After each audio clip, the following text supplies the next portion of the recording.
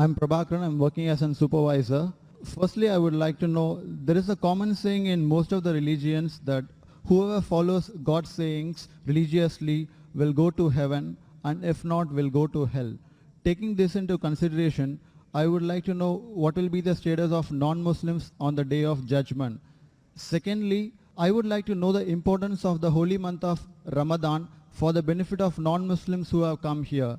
And finally, I would like to say, from the little experience I have gained in my life, I can strongly say Islam is the only religion which has clear-cut, sound theoretical knowledge supported with logical examples with reasoning.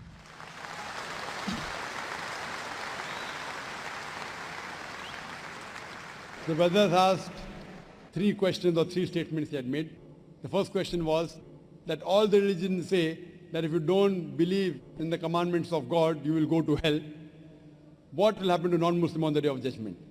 Brother, as I mentioned earlier, the Quran says in Surah Nisa chapter 4 verse 48 and Surah Nisa chapter 4 verse 116, Allah, if He pleases, He may forgive any sin, but the sin of shirk, associating partners with God, He'll never forgive. So if a person dies as a non-Muslim and he associates partners with others, he believes in false gods, he does idol worship, he shall never go to heaven. Compulsory he'll go to hell. To go to heaven, you have to believe in one God, worship Him alone, and follow His commandments. Regarding a second question, what is the benefit of the month of Ramadan to the non-Muslims? Quran says in Surah Baqarah chapter 2 verse number 83, fasting has been prescribed to you as it was prescribed to people who came before you so that you may learn self-restraint. The reason we fast is because we increase our taqwa, our God consciousness, our piety. And Surah Baqarah chapter number 2 verse 185 says, Ramadan was the month in which the Quran was revealed as a guidance to the whole of humanity, as a criteria to judge right from wrong. Ramadan is this month in which the glorious Quran, the last and final revelation, was revealed to the last and final messenger, Prophet Muhammad, peace be upon him. And the Quran says, this Quran is a guidance for humanity, not only for Muslims or for the Arabs, for the whole of humanity. And it is a criteria to judge right from wrong. So this month of Ramadan, how does it benefit the non-Muslims?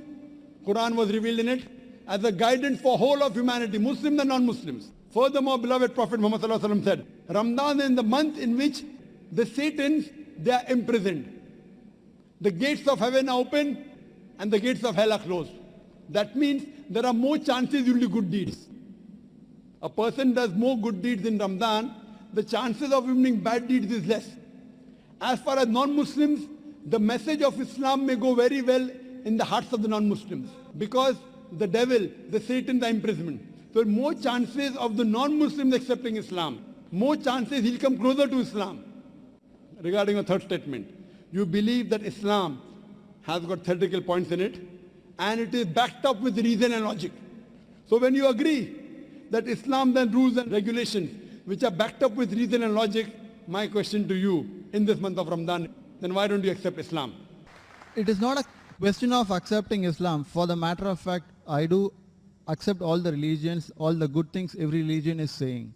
So I don't have any... Whether you say you believe in all the good things in all the religions, that means there are some bad things in some religions, correct? I do agree, strongly agree. Oh, fine. I want to ask you a simple question. What do you think is bad in Islam? Practically, I have not come across anything bad in Islam, but maybe in practice, people have... No, in Islam, don't talk about Muslims. Muslims may be bad. I'm not talking about Muslims. Okay. Talk about Islam. There are Muslims who may have alcohol, there are Muslims who may cheat. I've not come across anything bad about Islam. Very good. To be now very frank. you told me very frankly, you take good things of all the religions. You also said you know there are bad things in other religions. And you also said you don't know of anything bad in Islam. So Yeah, now in the other religions, there are good and bad. In this religion, only good. Suppose I give you 2 glasses of water. One is pure water. Other water, pure water, and 1 drop of urine. So which water will you drink? Good water, of course. Good, pure water. So this is a pure religion. Absolutely pure, without adulteration. Now, when I realize it is pure, when you are thirsty, you drink the pure water. No, I believe it is pure, but I won't drink it. It doesn't make sense. If I want to get admission in a university, I do my survey. This university is the best. Why don't you take admission? No, I'll think about it. If you don't have the money to pay your fees, fine. University is very good, but too expensive. I can't afford the fees. Islam is free. If you agree it's the best, you have to accept it. Or maybe it's a hypocrisy. See, if I agree it's the best, I have to accept it. If you know there are no faults, that means God will question you on the day of judgment. If you agree, God gave you the message in your heart, it is the best religion, why don't you accept it? See, if you agree it is the best, it's illogical. It's illogical not to accept it. If you think there's something bad, I will clarify your misconception now. If you agree it's the best religion, if you agree it's the most logical, unless you are illogical. If you are logical, you have to agree the most logical religion. Unless you consider yourself to be illogical, brother. You know, sometimes, brother, emotions. What will my mother say? What will my father say? What will society say? Muslim! So these things may prevent you from accepting. I agree. It's difficult. It's not easy, brother. But if you are logical, if you are scientific, you have to accept what is best. Therefore, I say, if someone proves to me any religion better than Islam, I will accept it.